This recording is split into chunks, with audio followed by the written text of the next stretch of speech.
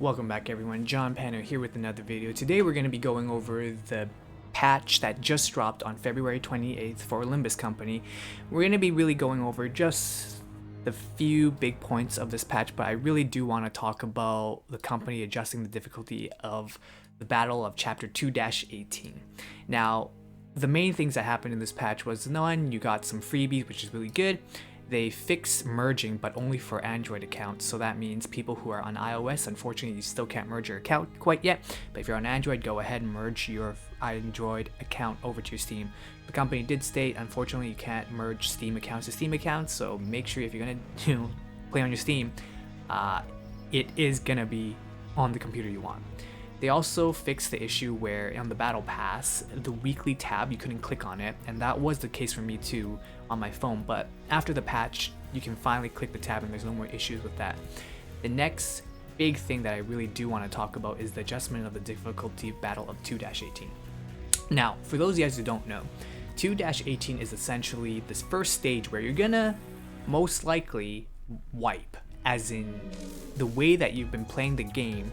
You know, if you didn't read the tutorial, if you've only been just connecting dots of just connect 3 colors together and playing the game that way, you most likely are gonna lose. And the worst part about this stage was, even if you had 5 3-star characters and you played the battle out just doing that strategy, connecting as many of the same colors together, you're probably gonna lose this battle.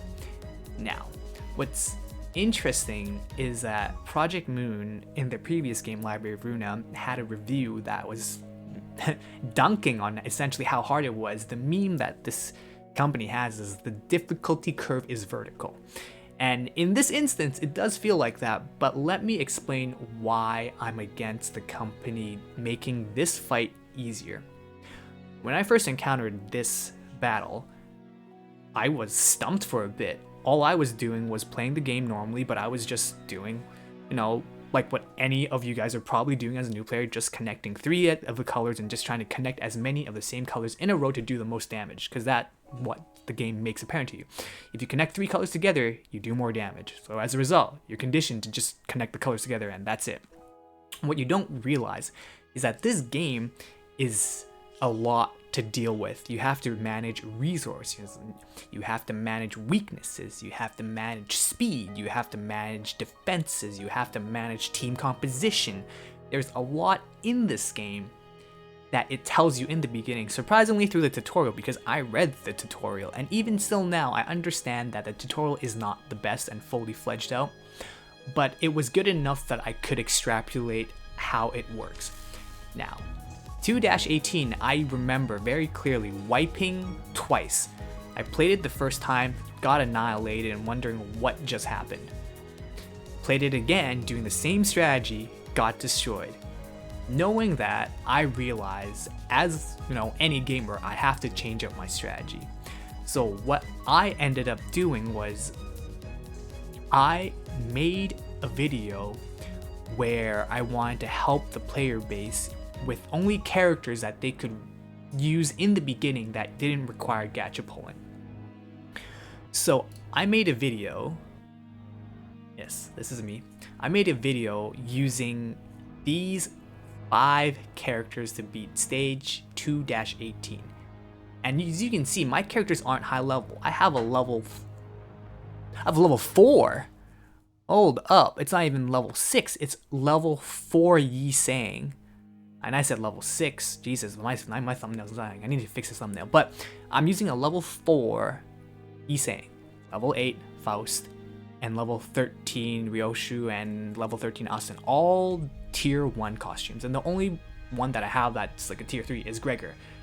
And that's all I have. This account has no egos, I haven't uptied anything, it's just base characters, with the exception of Gregor. And TLDR, spoiler alert, I beat the stage with these characters.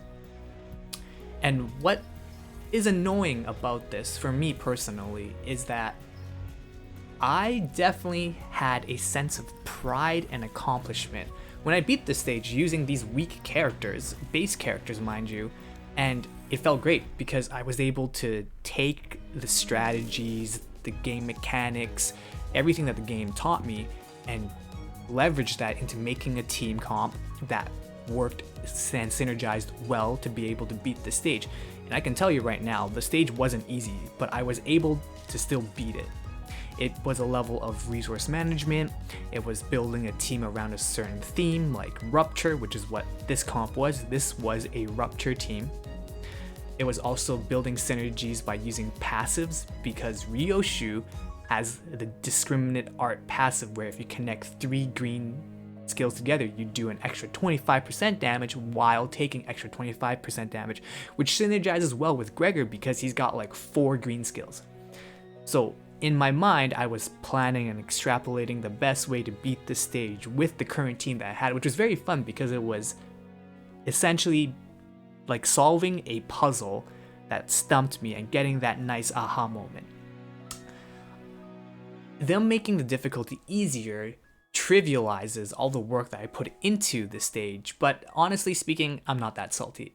If anything, I understand why the company did it, because as a new player, you don't want to hit the stumbling block where you're stuck at 218 and you feel like you have to grind and you feel like you have to spend money on the game to pass this stage, when in reality, doing either of those two would not beat the stage at its non-nerf state.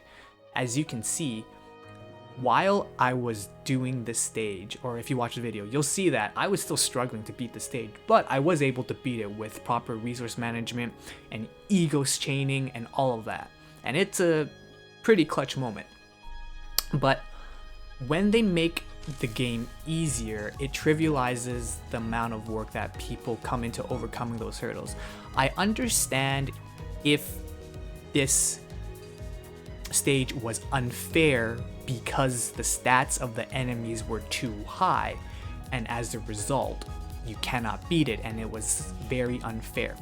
But if the game was more aligned in the sense that it was more 70% skill, 30% luck, I feel like that is a lot better, because in this instance with this battle, it felt like it was 70% player skill and 30% luck. You obviously have to be lucky to some extent, but I still definitely felt like I was in control. The only time that people probably felt like they weren't in control was if they were playing the game as if they were playing normally without doing any other reading, you know, using egos, saving up your affinities until the last wave to then ego chain and just spam egos at the last stage to be able to clear the stage. All of these mechanics are taught early on in the game, but it's up to you how you decide to use those skills. And I have a friend who always tells me this, and he goes like, yo, John Panio, did you not read it? And I'm like, nope. And he goes like, well, you should have read, because usually the game does explain to you how to use your resources, or not explain how to use your resources, but it explains how the mechanics of the games work, and it's up to you to decide how you want to use those resources.